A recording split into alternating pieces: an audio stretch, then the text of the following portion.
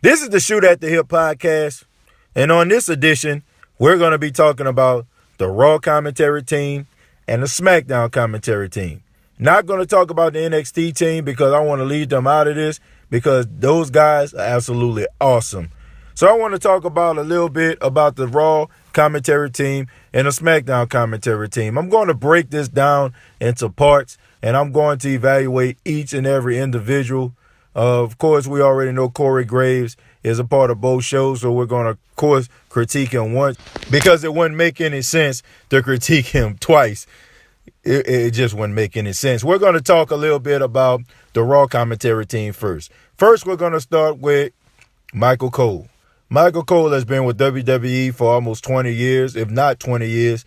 Michael Cole has been okay, man. He's been decent. Like when Michael Cole first came out, of course, we already know he used to do backstage commentary. You know, we used to do the backstage interviews and you know, he used to talk to the wrestlers. Of course, we already know about the famous interview with him and The Rock when The Rock put the shirt over his face and told him he told him that his hand stank, what you have on your hand, and he pushed his hand to his face.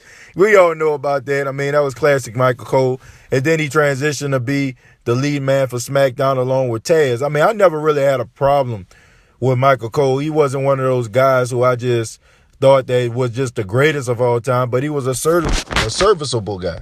But it seems like since JR left from being the number one guy, Michael Cole has took over that ring, and he has absolutely been terrible at it. I mean, that's just the truth.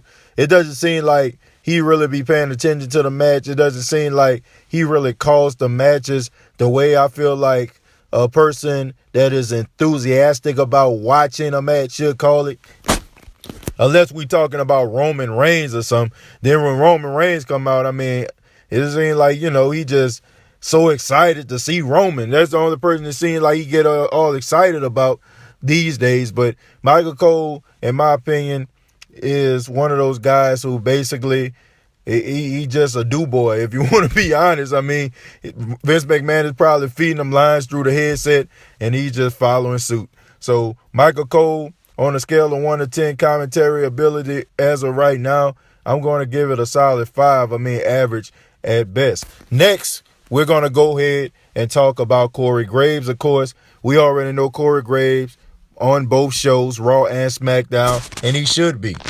If I can say anything about Corey Graves, I would have to say he's the new age Jerry the King Lawler. I mean, Jerry the King Lawler kind of fell off toward the tail end of his career doing color commentary, but at the beginning, Jerry the King Lawler was just so exciting to watch, man. You know, just listening to him, you know, call these matches and just in his heel persona, you know, just, you know, praising the heels and just talking about the baby faces. It just reminds me of a classic Jerry the King Lawler every time I look at Corey Graves. But the problem is with Corey Graves, he's so good, but it don't seem like the WWE is allowing him to be himself.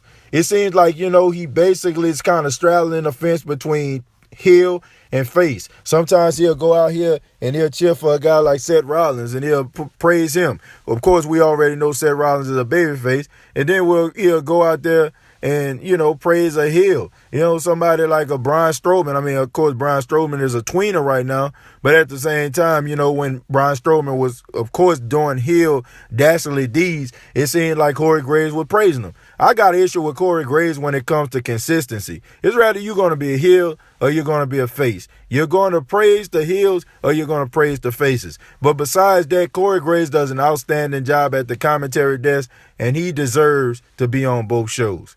And last but not least, let's go ahead and focus on Booker T. Man, oh man, oh man. What can we say about Booker T that hasn't already been said?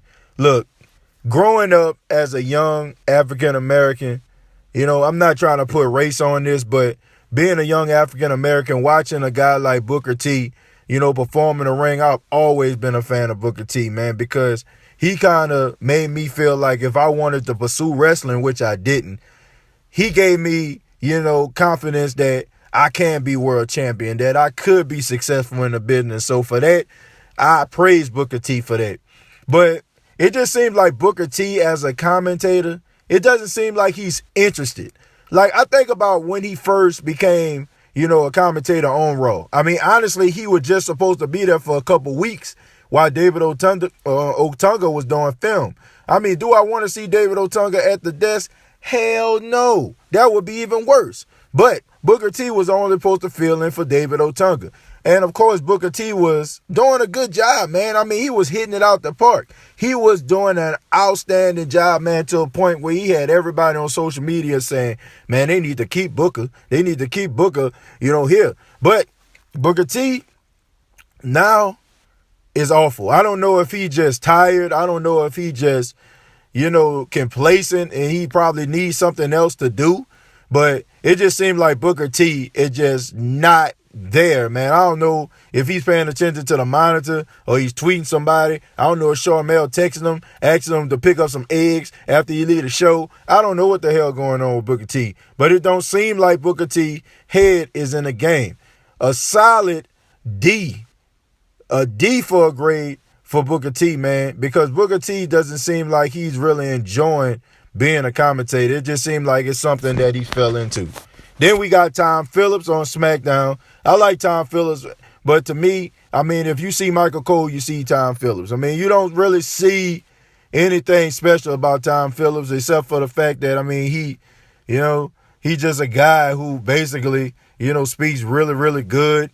And him and Corey Graves kind of feed off each other. I feel like Tom Phillips, if WWE allowed him to be himself, I feel like he would be a better commentator. But it seems like they want a Michael Cole type commentator on both shows. They want Michael Cole on Raw and they want Michael Cole on SmackDown. So Tom Phillips is not being himself. I remember when Tom Phillips used to call matches in NXT before, he got promoted to the main roster with SmackDown. I mean, him and Corey Graves were doing an outstanding job, and that really showed me that Tom Phillips have what it takes. He has the chops to be one of the best in the business when it comes to commentating. But as long as Vince McMahon is in his ear feeding them lines, cheesy lines, telling them what to do, what not to do, he is not going to live out to his full potential. I think Tom Phillips is going to do just enough probably to get that desk job at ESPN, just like what the people like that came before him, like Ty Grissom and Jonathan Coachman.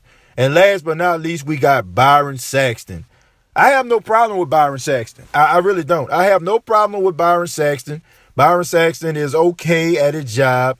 He's not one of those guys who, nothing to hoop and holler about, but him and Corey Graves kind of feed off each other as well. Corey Graves reminds me of that cool guy. If I could think of a show, it reminds me of like Boy Meets World. How you had Sean Hunter and Corey Matthews. Of course, Sean was so cool. Sean can get the ladies. Sean was just this, overall cool guy. And then you had Corey, who was a tweener between being a geek and being kind of popular. And, he was cool by association by dealing with Sean Hunter. That's kind of the same way when I look at with Byron Saxton and Corey Graves. It's like they kind of feed off each other. Corey Graves is more like the cool guy in school. And then you have Saxton, who is a little bit of the nerdy type. But, because, he goes back and forth, it kind of makes him be a little bit of a tweener. Not a real big fan of Byron Saxton, but he doesn't really bother me. He's got better over the course of time. And I think that if he continues on this path, he can become, a lot better at the commentary desk. If I would give him a grade, I would give him a solid C. He's an average commentator. He could be a little bit better if the WWE allow him to, really kind of spread his wings. You kind of see his personality and some of the attire that he wears during events and stuff like that. But it seems like the WWE is kind of have him in the commentary holding cell, if you speak. And I know I didn't give a grade to Tom Phillips, but if I did, I would give him a B. I would give him he's a good commentator because I feel like he has a lot of promise, but he's being held back as well. And that is the commentary team. I want to know what you all think. Let me know what you think about the commentary team. Are they good? Are they bad? Am I right? Am I wrong? Go ahead and give me a thumbs up.